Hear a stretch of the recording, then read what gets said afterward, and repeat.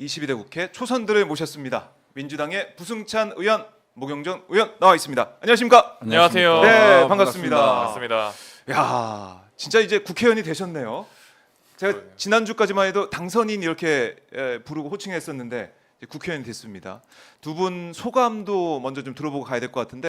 저는 네. 뭐 드라마에서 비슷한 대사가 있는 것 같은데 저 지금 매우 설렙니다. 지금 해야 할 일이 많이 있어서 네. 뭐 제가 평소에 하는 이야기대로라면 평범하지 않은 용기를 내서 출마를 했고 감사하게도 기회를 받아서 국회의원이 됐잖아요. 네. 이제 저에 대해서 모아주신 열망, 저를 중심으로 모아준 열망들을 현실화시킬 생각에 매우 설레고요. 네. 뭐 일종의 분노가 설렘으로 바뀌는 것 같기도 하고요. 오, 분노가 설렘으로 바뀌고 있고. 두 분 사무실은 몇 층이에요? 뭐 둘 다 10층. 10층입니다. 10층. 예. 10층 좋은데 아니에요? 높으니까 제일 높은 거죠. 10층. 왜 그러세요? 왜 그러세요? 아, 예. 300개의 방이 다 네. 좋겠죠. 뭐 네. 어느 한 군데 안 좋은 곳이 없겠습니까마는 네. 1024호까지 있거든요. 네, 그래요. 뭐 1024호까지인데 예. 제 방은 거의 그 끝 숫자에 가깝다.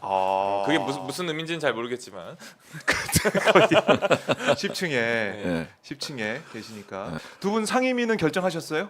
어떻게 가셨습니까? 전 행안입니다. 행안위, 예, 행안위도 중요하죠. 행안이 특히 경찰과의 관계 문제들, 경찰의 업무를 이제 하나하나 따져보기 때문에 중요하잖아요. 더더욱이나 이제 지역구 국회의원은 네, 본인의 지역 관련된 내용을 고려하지 않을 수가 없는데 음, 그런 점에서 행안위가 좀 저한테 제격이라고 생각을 했는데 네, 감사하게도 좀 행안위 배정이 돼서 음, 일단 한시름 놓았고요. 네, 그걸 넘어서서 경찰 문제가 되었건 이태원 참사 관련해서 여러 가지 안전 관련된 내용도 그렇고 그다음에 지방행정 관련돼서도 제가 많이 신경을 쓰고 싶었는데 아. 감사하게도 기회를 받은 것 같습니다. 자, 원근성 협상. 근데 국민의힘에서는 계속해서 법사위랑 운영위는 못 준다는 거 아니겠습니까? 예. 어떻게 들으셨습니까? 국민의힘의 주장. 못 준다라는 게 원래 본인들 겁니까? 음, 저는 일단 그 의문이 들고요. 네, 결국 국회라는 거는 서로 법 테두리 안에서 최대한 서로를 존중하고 국민들의 열망을 최대한 큰 그릇에 담아내야 된다고 생각을 하는데요. 과연 그 그릇에 국민의힘 의원님들께서 또는 원내대표단에서 국민들의 열망을 담아낼 의지가 있는지 또는 국민들의 의견을 본인들이 받아들였다라는 의지를 표출할 의지가 있는지 정말 의문입니다. 네, 의지가 안 보인다.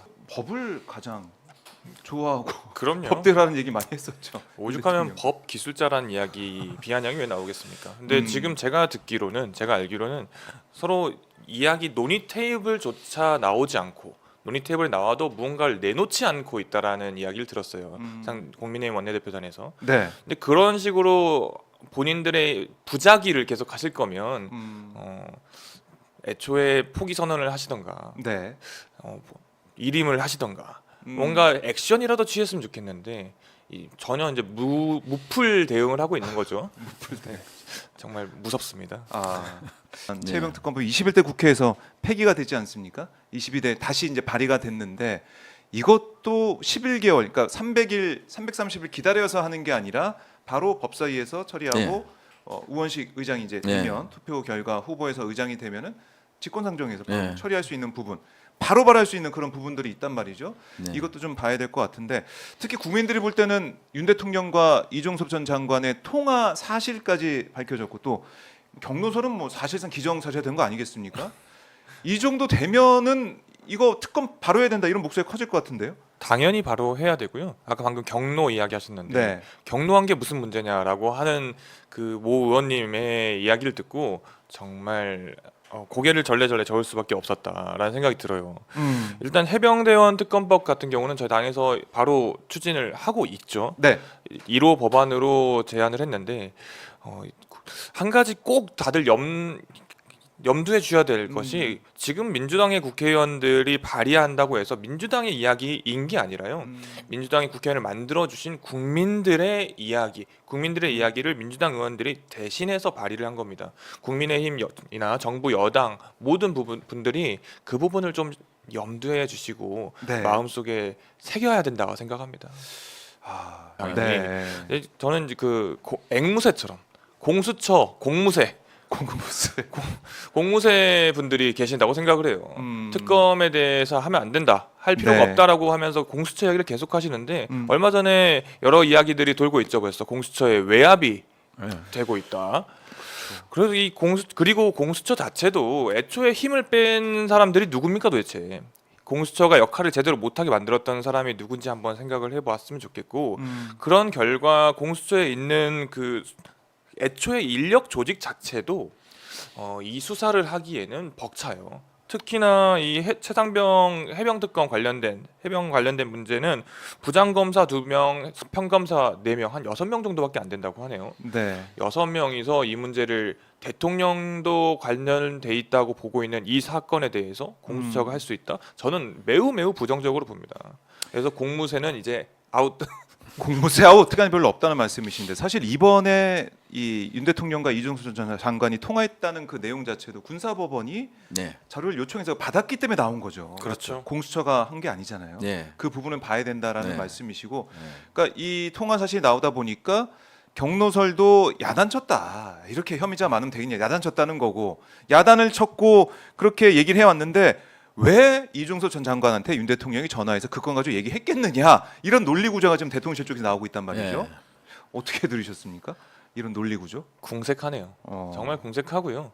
일단 이 사건의 본질 자체에 대해서 어느 순간 사건의 타임라인이 지나가면 지나갈수록 그분들이 스스로 까먹고 있는 것 같아요. 국민들이 왜 이 사건에 대해서 분노하고 나라가 운영됨에 있어서 이 부분이 무엇이 문제인지를 국민들께서 더 잘 아신다는 생각이 들어요. 네. 지금 이 사건의 가장 큰 본질은 국가의 명령을 받고 어떻게 보면 그 급류에 뛰어들었던 그 정말 젊은 청춘에 대해서 네. 어떤 비극적인 사건이 일어난 데 대해서 과연 책임권자들이 얼마나 책임 있는 자세들을 보였는가. 그 이후에 그걸 넘어서서 오히려 그 국민을 기망하는 태도를 보이지 않았는가. 거기에서 위법적인 부분이 있었는가. 이 부분을 찾아야 되는데 자꾸 뭐 이제 어느 순간 본인들도 그 경로라는 거에 스스로 본인들의 함정에 빠진 느낌이에요.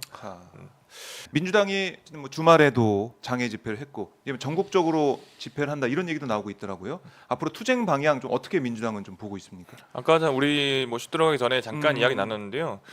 장외 투쟁이 효과적이라면 100번 1000번 더 하겠다라는 말씀을 제가 드렸잖아요. 장외 투쟁뿐만 아니라 네. 전 국민 자체가 우리가 민주당이 앞서서 투쟁합시다를 안 해도 벌써 이미 들끓고 있고 온라인 오프라인 가릴 거 없이 다 많은 이야기들 내주고 계세요. 저희가 할 수 있는 역할 그리고 해야 되는 역할은 그분들이 더 모여서 구심점을 삼아서 네. 하는 이야기들을 할 수 있고 그리고 여러 가지 언론이나 여러 가지 많은 부분에 대해서 더 좋고 효율적인 스피커들을 활용할 수 있게 해드리는 방안이라고 생각을 합니다.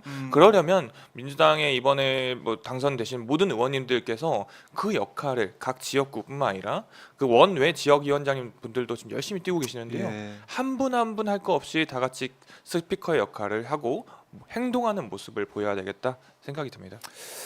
자, 이 안보 얘기를 좀 해봐야 될 것 같아요. 북한에서 오물풍선을 2번이나 보냈는데 양이 어마어마하더라고요. 네. 거기 그걸로 이제 피해 보신 시민분들도 있고, 근데 보상 규정도 없다 그러고 막막한 상황이 이어지고 있는데 대통령실에서는 어제 대북 확성기 사용 검토한다는 얘기도 나왔습니다. 감내하기 힘든 조치를 취할 수 있다 이렇게도 얘기를 하면서 긴장이 계속 고조가 되는 느낌입니다. 의원님 어떻게 보셨습니까? 일단 북한의 태도가 정말 규탄해야 될 어떻게 보면 지금 우리는 내부에서 윤석열 대통령의 여러 가지 무능함과 무도함과 폭정에 대해서 열심히 싸우고 있는데 잠깐 우리가 잊고 있었던 것 같아요. 네. 그들을 일단 먼저 규탄하고요. 제가 군대를 최전방에서 했어요. 최전방 지피장 출신인데 그때 저희가 대북전단을 아까 말씀하신 탈북단체에서 흔히 말하는 이제 삐라를 네. 북쪽으로 날리는 거에 대해서 북한에서 북한군이 사격을 해서 우리 쪽에 낙탄이 됐어요. 거기에 대해서 제가 직접 지휘를 해서 대응 사격도 하고 그래요? 뭐 합참장 유공까지 받고 막 그랬는데 최전방에서 느끼는 그런 모습들을요. 이 뒤에 있는 우리 일반 국민들에게까지 느끼게 할 필요가 도대체 있는가 싶어요. 우리 무슨 말이냐면 이제 오늘 아침 새벽이었나 어제였나 북한에서 이제 우리 오물 아, 예. 풍선 안 보내겠다, 안 보낼 거야, 뭐 이런 안 보낸다고 하는데 그럼 우리 또 탈북민 단체에서 그쵸. 전단 안 보내면 뭐 그게 유죄가 될 텐데. 뭐 그렇게 한다 그러고 우리는 이제 방금 말씀하신 것처럼 확성기 우리 뭐 하겠다고 하는데 네. 아 이게 도대체 정말 21세기에 있을 만한 모습입니까? 이 유치한 모습의 피해는 도대체 누가 봅니까? 최전방에 나가 있는 우리 군인 청춘의 장병들이 보고 있고 네. 그로 인해서 불편함과 불안함을 겪어야 되는 건 또 우리 국민들이에요. 국가가 해야 될 일 중에 가장 큰 부분이 안보라고 생각합니다. 우리 부승찬 의원님도 장교 출신이시고 이 국방에 대해서 여러 가지 많은 생각들을 가지고 계실 텐데요. 특히 저는요, 제 일 과제가 안보를 튼튼하게 하고 국민들이 불안하지 않게 만드는 그렇죠. 거라고 그게 생각하는데 안보죠. 이건 불안함을 넘어서서 불편함까지 됐다. 아, 그렇네요. 여기 대해서 내놓는다는 것이 뭐 확성기를 튼다.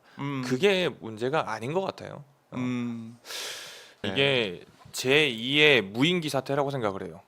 이게 풍선에 오물이 달려 있어서 다행이지. 아까 뭐 생화학 여러 가능성도 네. 이야기하셨지만 그 안에 여러 가지 뭐 광학 장비라든지 촬영 장비라든지 이런 게 있으면 이거는 이미 우리나라 전국 강산이 다 털린 겁니다. 우리가 지난번 용산 상공에 무인기가 들어왔다 나가는 것도 몰랐고 네. 몰랐다는 것도 인정 안 하다가 들켰고 이 문제는 대한민국 상공이 뚫린 거예요. 이 부분에 대해서는 왜 아무 말들이 없는지 모르겠어요. 아, 책임감을 느끼십시오. 일본과의 관계에 대해서 제가 좀 여쭙고 싶은데 네. 초계기 네. 이 문제 뭐 네. 봉합이 된 거 아니겠습니까? 일본은 그냥 막 지르는 것 같아요. 다 해달라는 것 같아요. 벌써 우길기를 한번 달고 지난해 대한민국 올해. 우리의 영해에 들어왔던 적이 있죠. 저는 경제 관련해서 뭐 일본과 협력해야 된다가 정말 100번 1000번 양보해서 그럴 수 있겠다고 생각을 할 수도 있겠어요. 그런데 아까 우리 부승찬 의원님께 말씀하신 것처럼 특히 안보 관련돼서 부분은 우리가 100년도 되지 않은 근현대에 우리나라의 강토를 짓밟고 우리나라의 국민들을 유린했던 자들입니다. 그 군대에 대해서 그렇게 아무 명분도 없이 또는 우리가 이해되지 않는 명분으로 그들에게 많은 것을 내어주고 네. 우리의 모든 신호 체계를 다 알려줘야 된다. 어불성설입니다. 알겠습니다. 자, 참 이 문제도 안보 얘기를 하다 보니까 일본 얘기까지 하게 되는데요.